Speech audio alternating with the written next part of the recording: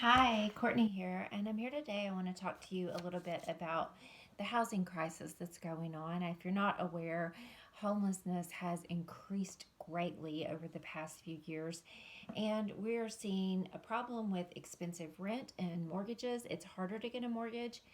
Houses have gone up in price, and it's just very challenging, and there's a limited number of houses on the market, which is leading to a bit more homelessness, not a bit, actually, a lot more homelessness. And I'd like to talk to you a little bit today about what to do if you're facing housing insecurity. Myself, my husband, and I are trying to pay our house off early so that we can retire. For me, I'm already semi retired. Actually, today's my first day. It's kind of weird to say that because I didn't really realize it until today that I'm now 4 half days a month. I do manage our roofing business and I do manage our Airbnb, but I'm probably only working about 20 hours a week, and then my life is taking care of our household.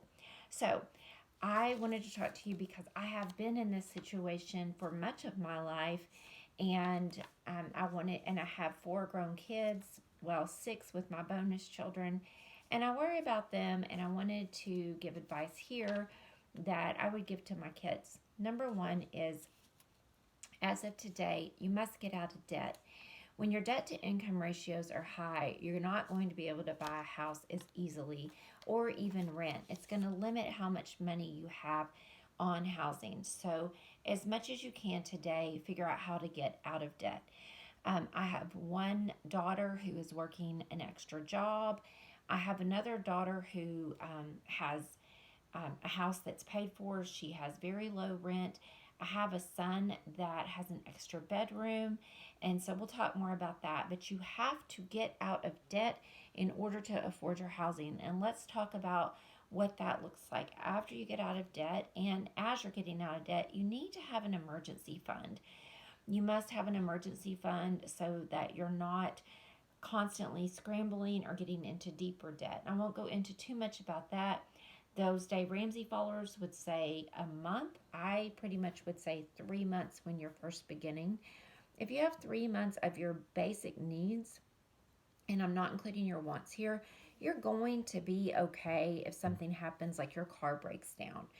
Um, the second one is, if you're really desperate, look in right now, especially during COVID, see if there's any kind of rent relief or mortgage moratorium where you live. If you have a mortgage, talk to your lender. If you are not sure, you can look on, I believe it's the health department, it might be the Department of Human Services, to see if there's any kind of rent moratorium. One of my kids is on a rent moratorium right now.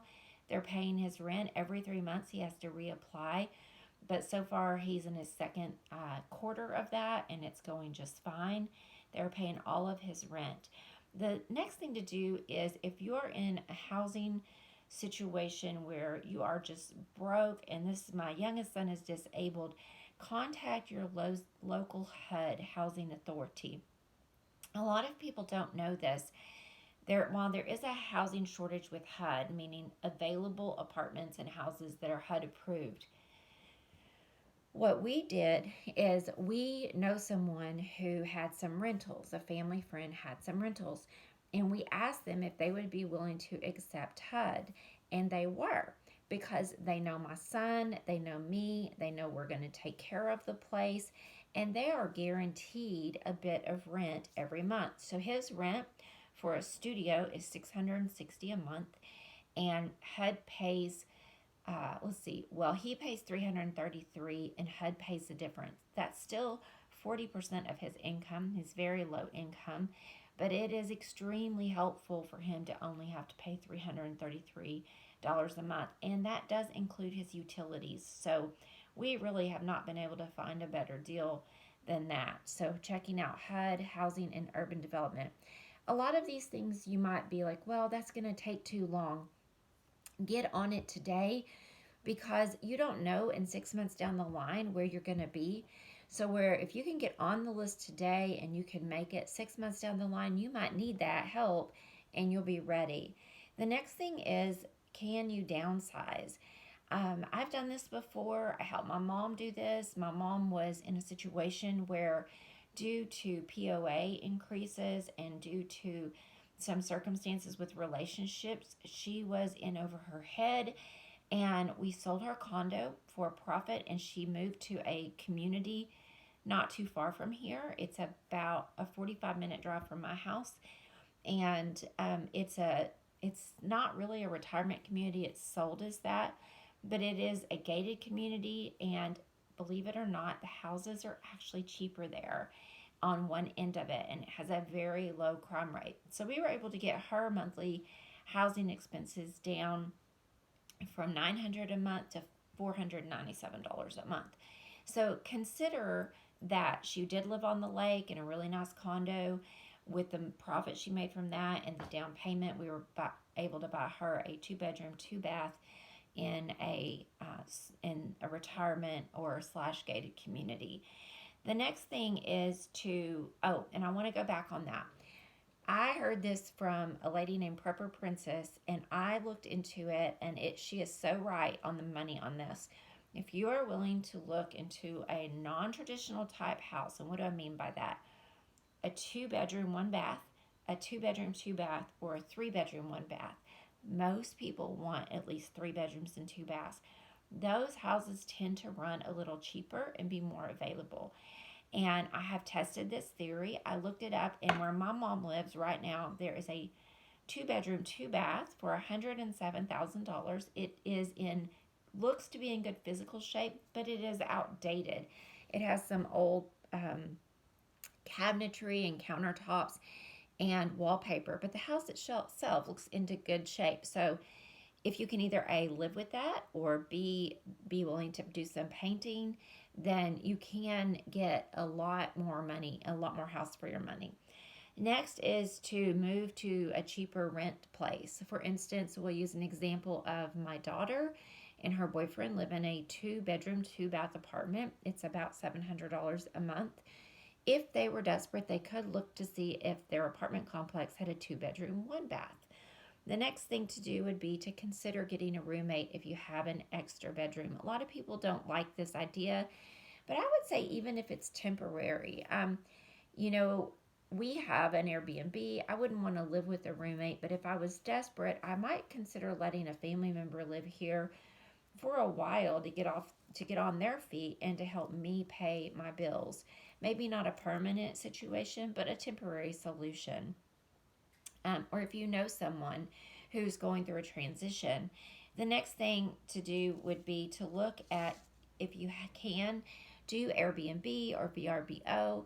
We have a guest house on our property. Obviously, we're a little bit more fortunate than a lot of people. I've not always been that way, but I used to live in a house on the lake that had an apartment in it. My mom and I built it that way because we thought that I was going to live there with her, and I did for a little bit. But you could always put a lock on the door and rent that out as an Airbnb, or find someone to rent out the apartment. It was just a studio with a bathroom. It did not have a kitchen, but you could have easily gotten a microwave in there and, a coffee pot, like a hotel situation, and a mini fridge, and made it work if you wanted to. So that is another option. I do have an Airbnb. I don't rent it out a lot, but I do tend to make about $700 a month on that when I make an effort to do it. The next thing is to work extra, find another job. My husband and I have been doing this for a year. As of today, I am pulling back a little bit. If you've noticed, I'm a little out of breath. I have long COVID, and I had to quit working so much due to my health, but I kind of go up and down, but I do still manage the Airbnb from home. I've opened it up more since I've been home because I do feel like I could go up there and spend an hour or two cleaning it. I do have a helper. I have cut back to 4 half days a week so that I don't have to go in all the time. But 4 years up until now, and I'm 51 years old, my husband and I have both worked 2 jobs. I work managing our roofing company, doing the bookkeeping, the Airbnb, and I am a contractor for a doctor's office. And my husband has a W-2 job, and we own a roofing company, which he does all the hard labor on that and the sales, and I do the taxes and the bookkeeping and the marketing. So you could work extra. I have one son who does DoorDash, that, and he also does Uber Eats. Let's just say potentially he could go get a day job or another job for 20 hours a week and do that. And I do recommend that you have multiple sources of income if possible. I know a lot of people just have one job, but having that second income, if something happens, you have something else to fall back on, and at least it will feed you or pay your utilities. It's definitely given us a lot of security to know if one thing goes away, we have other options. And the last thing is something I'm going to cover in another video, which is to delay purchases. If you're struggling financially, really make a list of your needs and wants and watch my next video on resourcefulness. Delay any big purchases for now until you get on your feet.